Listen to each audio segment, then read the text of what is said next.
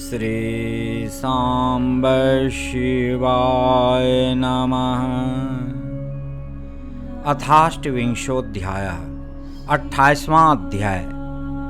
दक्ष यज्ञ का समाचार पाकर एवं शिव की आज्ञा प्राप्त कर देवी सती का शिवगणों के साथ पिता के यज्ञ मंडप के लिए प्रस्थान। ब्रह्मा जी बोले, हे नारद, जब देवता तथा ऋषिगण बड़े उत्साह के साथ दक्ष के यज्ञ में जा रहे थे, उसी समय दक्ष कन्या देवी सती गंधमादन पर्वत पर चंदोबे से युक्त धारा गृह में सखियों से घिरी हुई अनेक प्रकार की क्रीड़ाएं कर रही थीं। प्रसन्नतापूर्वक क्रीड़ा में लगी हुई देवी सती ने उस समय चंद्रमा के साथ दक्ष यज्ञ में जाती हुई रोहिणी को देखा और शीघ्र ही उससे पूछवाया। उन्हें देखकर सती जी अपनी हितकारिणी, प्राण प्यारी, सौभाग्यशालिनी, प्रिय तथा श्रेष्ठ सखी विजया से बोली। सती बोली, हे सखियों में श्रेष्ठ, हे मेरी प्राण प्रिय, हे विजय, जल्दी जाकर पूछो कि ये चंद्रदेव रोहिणी के साथ कहाँ जा रहे हैं। ब्रह्मा जी बोले, सती के इस प्रकार कहने पर विजया ने तुरंत उनके पास जाकर यथोचित रूप से उन चंद्रमा से पूछा कि आप कहाँ जा रहे हैं। विजया की बात सुनकर चंद्रदेव ने अपनी यात्रा का उद्देश्य आदरपूर्वक बताया और उन्होंने दक्ष के यहाँ होने वाले यज्ञ महोत्सव का सारा वृत्तांत कहा। वह सब सुनकर विजया बड़ी उतावली के साथ देवी जी के पास आई और चंद्रमा ने जो कहा था वह सब सती से कह दिया। उसे सुनकर सती कालिका देवी को बड़ा आश्चर्य हुआ। सोचने विचारने पर भी अपने यहाँ सूचना न मिलने का कारण न समझ पाने पर वे मन में सोचने लगीं, दक्ष मेरे पिता हैं, वीरिनी मेरी माता हैं और मैं उनकी प्रिय कन्या हूँ, परंतु उन्होंने यज्ञ में मुझे नहीं बुलाया। वे कैसे भूल गए और निमंत्रण क्यों नहीं भेजा। मैं इसका कारण आदरपूर्वक शंकर जी से पूछूं। ऐसा विचार कर सती ने शंकर जी के पास जाने का निश्चय किया। इसके अनंतर दक्षपुत्री देवी सती अपनी प्रिय सखी विजया को वहीं बैठाकर शिव जी के पास शीघ्र गईं। उन्होंने शिवजी को सभा के मध्य में अनेक गणों, नंदी आदि महावीरों तथा प्रमुख यूथपतियों के साथ बैठे हुए देखा। वे अपने पति सदाशिव ईशान को देखकर उस कारण को पूछने के लिए शीघ्र उनके पास पहुंच गईं। शिवजी ने बड़े प्रेम से प्रिया सती को अपनी गोद में बैठाया और बड़े आदर के साथ उन्हें अपने वचनों से प्रसन्न किया।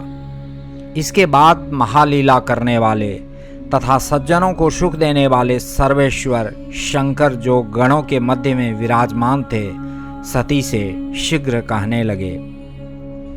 शिवजी बोले, तुम इस सभा के मध्य में आश्चर्यचकित होकर क्यों आई हो, हे सुंदर कटि प्रदेश वाली? तुम इसका कारण प्रेम पूर्वक शीघ्र बताओ।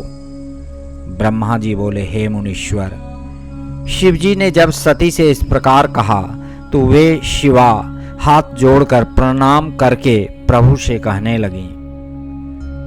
सती बोली, हे प्रभु, मैंने सुना है कि मेरे पिताजी के यहाँ कोई बहुत बड़ा यज्ञ हो रहा है।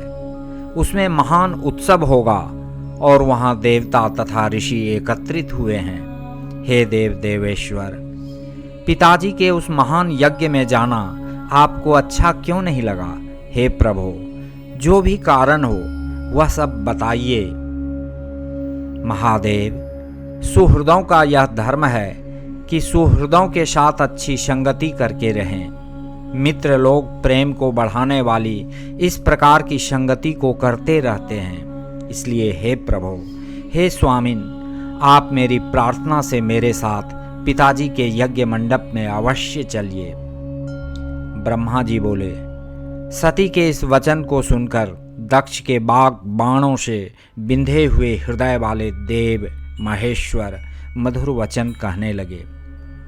महेश्वर बोले, हे देवी, तुम्हारे पिता दक्ष मेरे विशेष द्रोही हो गए हैं। जो प्रमुख देवता, ऋषि तथा अन्य लोग अभिमानी, मूढ़ और ज्ञान शून्य हैं, वे ही तुम्हारे पिता के यज्ञ में गए हुए हैं। हे देवी, जो लोग बिना बुलाए दूसरे के घर जाते हैं, वे वहाँ अनादर ही पाते हैं, जो मृत्यु से भी बढ़कर होता है। चाहे वह इंद्र ही क्यों ना हो, बिना बुलाए दूसरे के घर जाने पर लघुता ही प्राप्त होगी, और फिर दूसरे की बात ही क्या।